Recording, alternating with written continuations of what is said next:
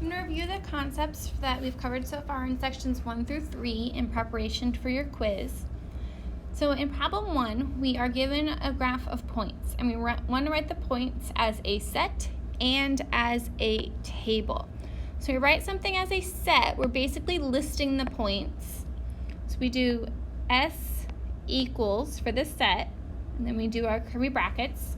I'm going to work my way from left to right in including my points. So my first point is -4, 5, and we separate our points by commas.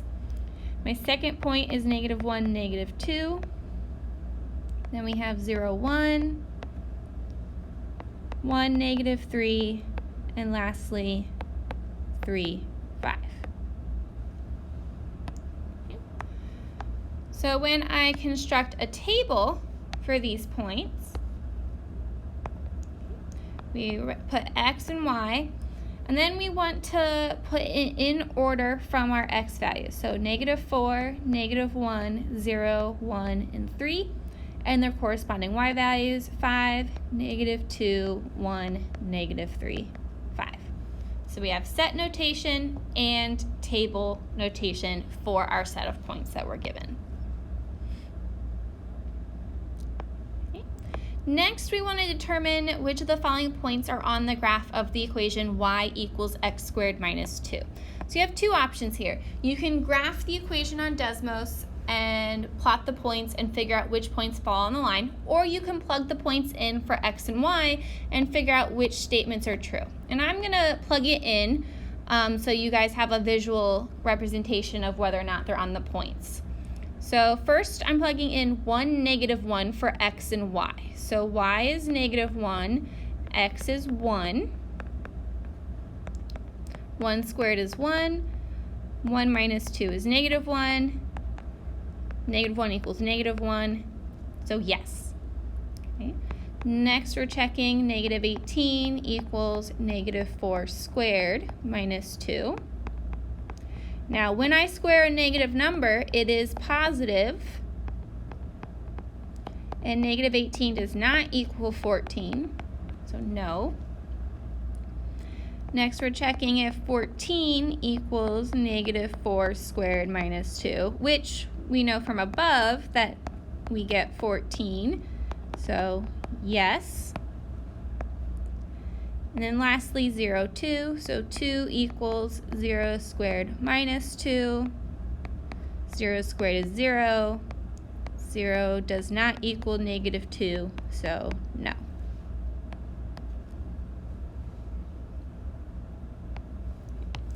Next, we want to use the vertical line test to determine if the equation y equals x cubed minus 3x is a function.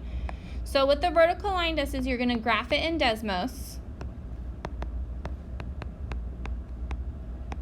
Okay, and with the vertical line test, you're going to, if you were to draw an infinite number of vertical lines, if each vertical line only ever touches your graph in one place, then it is a function. And when you graph this equation in Desmos, it passes the vertical line test, so it is a function. Okay. If any vertical line we draw touches in more than one place, it's not a function. It doesn't matter if it only happens one time. If a vertical line passes through the equation more than one place, it is automatically not a function. Okay. So from a table, what you're looking for is repeated x values. Okay? If an x value is repeated, then it is not a function. So if we look at our table, we have the x value 0 going to 3, and we have it going to 10, which is not allowed. An x value cannot go to two different y values. So x value cannot go to two different y values. So this is not a function.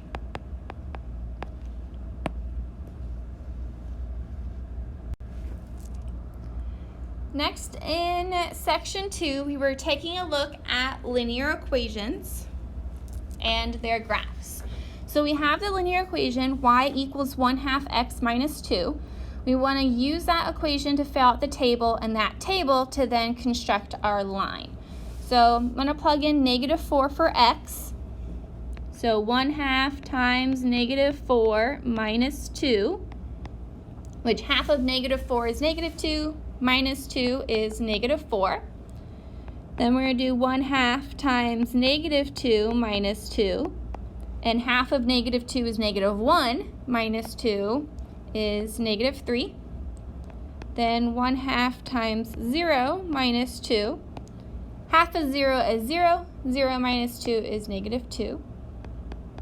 Then 1/2 times 2 minus 2. Half of positive 2 is 1. 1 minus 2 is -1. And then lastly, half of 4 minus 2. And half of 4 is 2. 2 minus 2 is 0. So I'm now going to plot these points. So -4, -4, -2, -3, 0, -2, 2, -1, and then 4, 0. I'm going to use those points to construct the line. I could have also used my equation, started at my y-intercept of -2, and then applied my slope of 1/2, which is up 1 over 2. Both of those are acceptable ways to come up with the graph. And then in section 3, we talked about slope. So remember, the formula for slope is m equals y2 minus y1 over x2 minus x1. Okay. So in the first problem, we want to find the slope between the 2 points, -4, 3, and 5, 1. So I'm going to leave my first point as x1, y1, and my second point as x2, y2. So my slope, I'm going to take y2, which is 1, minus y1, which is 3, over x2, which is 5, minus x1, which is -4. So 1 minus 3 is -2, and when I do 5 minus -4, it changes to addition, and we get 9. So it's -2 over 9. When you're finding the slope of a line, you pick 2 whole number points. So thankfully for me, the y-intercept is a whole number, and then my second point. And then I figure out how much I have to, what I have to do to get from one point to the next. So I have to go down 1, which is negative, and I have to go right 3, which is positive. So we have a slope of -1/3. You could have also used the points 0, 3, and 3, 2, and applied the slope formula like we did in the previous problem. You would have gotten a slope of -1/3. Next, we want to talk about slope of horizontal and vertical lines. So we want to talk about the slope of a horizontal line and a slope of a vertical line. So we're going to start with the horizontal line, which has a slope of 0, and that's because the y values are the same. Remember, if you were to graph a horizontal line, it would be going side to side. Okay. Next, we want to look at a vertical line, which has a slope that is undefined, and that's because the x values are the same. So remember, vertical lines, they go up and down.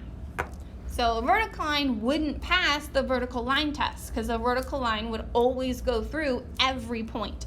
So it's not a function, it has an undefined slope. Okay. And then our last example, we are given a point that falls on a line, 0, -1. We know the slope is 5/2. We want to use that point to find another point on the line. So a slope of 5, which means we go up 5, which is a +5 to the y value. and we go right 2, which is plus 2 to the x value.